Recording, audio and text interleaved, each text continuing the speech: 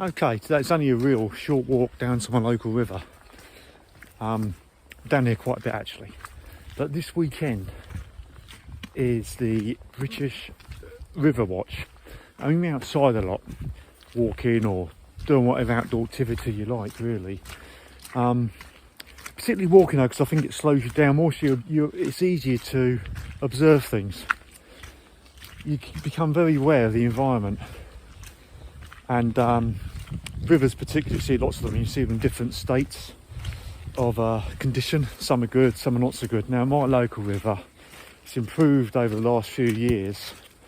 Might talk about that later actually, but I don't think it's in the best of health, to be honest. However, that being said, you know, I do see kingfishers down there. Hopefully we will today. But yeah, so the idea is you go to your local river and you spend 15 minutes by it, that's all, and just record what you see and report it.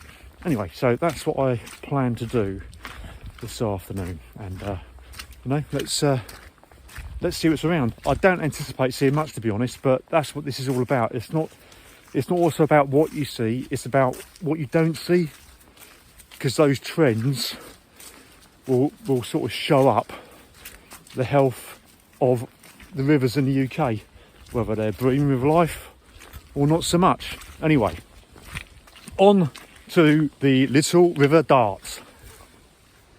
Okay, I put my bandana on, getting close to the river, and it would be nice to see something, kingfisher in particular, but the ones along this river, when I do see them, they're very timid because it's quite a quiet river, so they're not as used to people as you might. I mean, kingfishers are quite timid anyway, but certainly in a local town to me, Tiverton, the kingfishers on a canal there, where they're used to people, they're easy to spot. The ones along these quieter rivers, yeah, they see a person, they're off. So I haven't got the smallest forehead in the world, so I've covered it up a little bit just to try and take some of the glare of my head away from the sight of the kingfishers, to hopefully not scare them, so they don't see me quite as easily. So anyway, I'm about to get down to the river now, and it's 15 minutes. Let's going to get in position and let's see what happens. Okay, so this is a little tributary, really, I suppose, running into the Little River Dart. It's low this time of year, so I generally just wade through it or walk through it.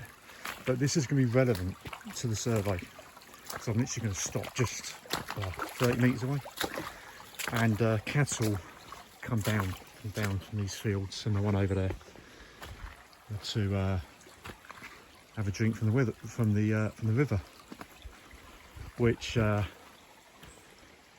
kind of is not necessarily the healthiest thing for river life. So anyway, that's where I'm going to stop, just there, but there's an open eddy there, so let's get there and see what happens. Okay, this is the area I'm going to be observing. Well, up and down actually, but this is going to be my focal point, should we say. So 15 minutes, ready, steady, go.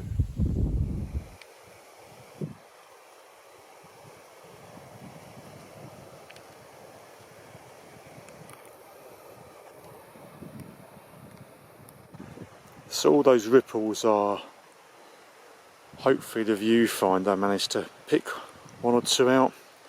They're water boatmen skating across the surface of the river. So about halfway through the time, and so far that is all I've seen life or wildlife wise. Anyway, let's keep going. Okay, that's the 15 minutes up. So now I've downloaded the app and I'm going to fill it out and submit my findings. Okay, so that's I think that's a really worthwhile exercise. So that's going to become an annual thing, I think. So it's dead easy to do. So next year, if you can, just download the app, British River Survey, and yeah, it's dead easy to fill in. Just mark your location. It runs you through a number of questions, such as what you're seeing. It lists like different birds you can put in, or otters, or rats, different sorts of plant life, and any pollution, things like that.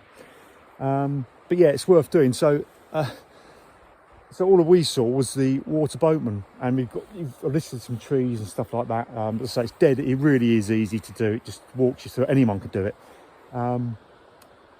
But there's a bit at the end where you can put other comments down, and it's a shame because this is what we didn't see much today, which, you know, that's not a problem because it does highlight the state of this particular river.